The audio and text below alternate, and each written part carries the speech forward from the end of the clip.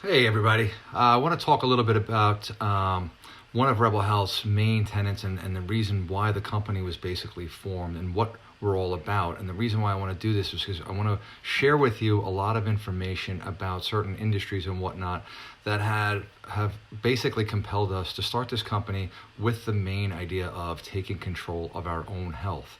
And the reason why that came about is because for years and years and years, we tried relying on the information that was out there and the so-called healthcare industry and whatnot, and we just came up empty every time. Our health actually didn't get better, it got worse. So taking control of our own health is critical in this day and age, and I'm going to explain why. Now, this first part of this video, or most of it, is going to sound a little bit discouraging, because I'm going to talk about all of the obstacles and the forces working against us as individuals in trying to just stay healthy and figure out what is good for us and what isn't. But there's a very big silver lining in the end. So hang with me here and just hear me out, because I think it's pretty important. At least, obviously, I think it's pretty important because I'm dedicating the second half of my life to trying to spread good information and help people take back control of their own health by letting their body do the work that it was intended to do. The first and foremost is the amount of conflicting information. How often do we hear that XYZ is good for us? To just read days later, weeks later, months later, an article that is 100% contradicting that food that was supposed to be good for us, or that lifestyle change, or that exercise. It's so confusing. We are the only species on the planet that is confused about what food it needs to eat to nourish itself. And we are getting more and more confused. When we look at diets, the amount of money that even here in America that we're spending on diets, 60-70 billion a year, yet the level of chronic disease in our country and the level of obesity and overweight just continues to rise. It's a very scary undertaking to try to sift through all the information and figure out what works for us, and it's gotten so complicated. The good news is, and part of the good news is, that it doesn't have to be that complicated, and that's what we're all about. Now, this isn't a Rebel Health promoting video. This is why, as we head into our challenge coming up in a week or so, a week from tomorrow actually, want to just drive home the idea of no one has our backs. No one really has our best interests in mind. And I'm going to go through four of the biggies right off the bat. So the pharmaceutical industry. This is an industry globally that's over 900 billion, going to approach $1 trillion probably in the next couple of years. 400 billion of that in revenues from prescription medications is from America alone. It's a pill for an ill, and hey, wouldn't it all be? Who wouldn't love to take a pill to get rid of whatever problem we have? Unfortunately, it's just not that easy. It doesn't work that way. The amount of hospitalizations and reported adverse reactions to prescription drugs measures in the millions, some of them very serious, many of them causing deaths. But it's close to 3 million in adverse reactions reported from pharmaceutical drugs. And we all know, maybe it might help alleviate one symptom and then have side effects that results in another prescription needing to be taken.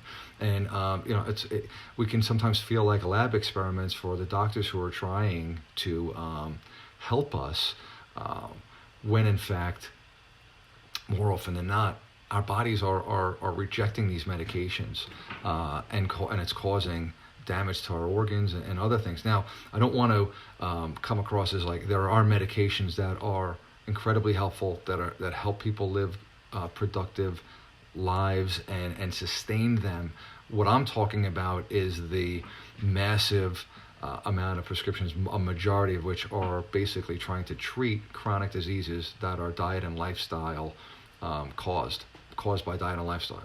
So drugs, how many drugs have been removed from the markets after billions of sales, billions of dollars in sales to millions and millions of people, to later be recalled because they find that they're actually more harmful than good. This has happened. There's billions of drugs that have been prescribed in that way. Look at the opioid crisis. I mean, who has our back? This is a painkiller that was marketed, oxycodone was marketed as not addictive. I mean, it's incredible. You have addicts now that were far from addicted to anything before they had a painful surgery or whatnot, who are now fighting for their lives against an incredibly powerful disease of addiction. It's measuring in the tens of thousands, all based on a pharmaceutical company that misrepresented its product. And they're not the only ones. So a pill for an ill sounds great, but it is more often than not, causing more damage than good. These pharmaceutical companies are influencing doctors in med school. So they're in there early on. Did they really make a lot of money from curing illnesses? Here's a question. What illnesses have they cured? I mean, we have had success with vaccinations against certain disease, measles, mumps, polio. But I'm talking about in this day and age, we haven't cured cancer. We haven't cured diabetes. We haven't cured Alzheimer's. We don't even know what causes Alzheimer's, according to the doctors. So these billions and billions of dollars and millions of prescriptions, they haven't cured a thing. Maybe we feel a little bit better, or it sustains us for a little while, but the bill still comes due, and these prescription drugs merely sustain us or help the symptoms. But again, they come with their own side effects and problems. So the pharmaceutical industry, I would argue, does not have our back. Now, what about the food and beverage companies, the providers of our food, the marketers of our food? Their revenues are well into the trillions, globally and here in the U.S. Most of them are public.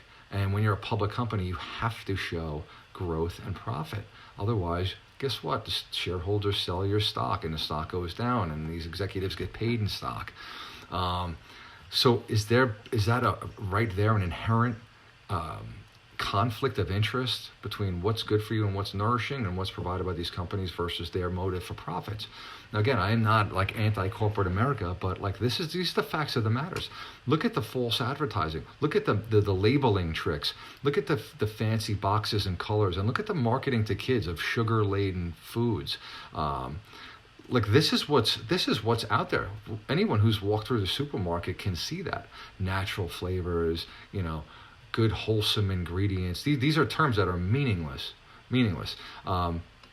The key for these food companies is longevity, it's shelf life. So they've packed it with preservatives, dyes. Many of them contain pesticide and herbicide residue. Again, that not even all the ingredients are listed. So what is do they have our back? Can we really rely on these profit-driven companies that are like, probably behind a lot of the chronic disease, given the processed nature of the foods and the additives, some of which I just described. I can go on for hours and hours just on that topic alone. So I would argue that they don't have our back. What about the FDA, our own government, a government agency? They've combined the Food and the Drug Administration together, which doesn't seem like a likely marriage, food and drugs. But there you go. That says a lot. It says a lot to me and us here. So there's this toxic food, which ultimately results in the need for medication due to chronic disease that it causes over years, sometimes many years, sometimes not so many years. Inextricably linked, as one organization is telling.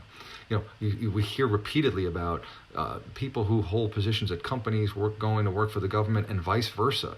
Like, what about that massive conflict of interest? How does that happen? It happens all the time. Who has our back? The lobbyists and whatnot. I mean, I certainly wouldn't rely on the FDA. Their track record is awful. I talked about billions of recalls of pharmaceutical drugs. Well, they were approved originally by the FDA, and a lot of the times these drugs are voluntarily withdrawn by the company because they've done some kind of math that says, well, we're going to get sued X amount, we better pull this thing now. It's not even the FDA that's recalling the drugs. So I would argue that tough to really feel like they've got our back, and it's again a government agency. Lastly, is our doctors. Now, I believe that doctors are well-intentioned. They're obviously well-educated, and they desire to be of service by helping people get better, get healthy, stay healthy. I think doctors are incredibly important, especially in situations where there's an emergency or there's an accident, or and a lot of the screening tools that have come out lately to help us diagnose things as early as possible. Fantastic, huge fan, big advocate for that. However, medical errors, those resulting from decisions made by doctors and hospital staff, is the third leading cause of death in this country. We have over 250,000 deaths caused by some kind of medical error. And those are the ones that are just actually reported. Now, that's astonishing because, usually, every year it's a race between cancer and heart disease is the 1 and 2 for disease in this country. But number 3, medical errors. The tendency is to prescribe a medication right away. On average, we spend about 7 minutes with a doctor, which is probably a fraction of the amount of time we wait to see a doctor, and that's a fraction of the time that it might even take to get into a doctor's office. And usually the pad is out and there's a prescription written. That often has to get tweaked. Like I said, it comes with side effects, blah, blah, blah. Or your alternative might be some kind of surgery. And so the tendency is to either prescribe or cut it out or operate. More often than not, that's the diagnosis. When was the last time you went to the doctor and the guy was like, I want you on a strict, plant-based diet for 3 weeks, or I want you to cut out this, and this, and see how you feel, and let's work with your lifestyle and your diet. You need to be moving more. What's your exercise regimen like? Oh yeah, okay, yeah, more fruits and vegetables would be great, and some exercise. You should be exercising more, but that's not good enough. We have to take control of this. We have to look at our own lifestyle, what we're putting in our bodies, what's in what we're putting in our bodies. What we eat eats, those types of things. We need to do it. Medical doctors receive, in 4 years of standard medical school, less than 20 hours of education on nutrition.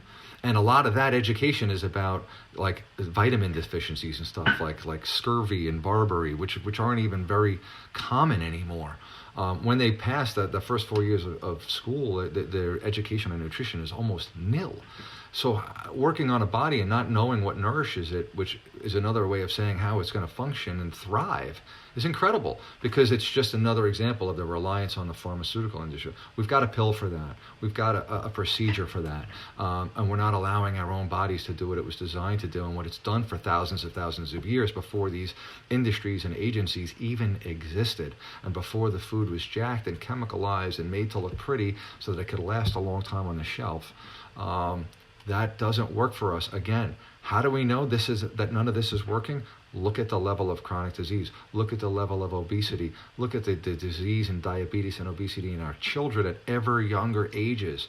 The situation's not getting better, it's getting worse. Okay, yeah, wow, this isn't the most uplifting talk. I get it. However, the solution is very simple.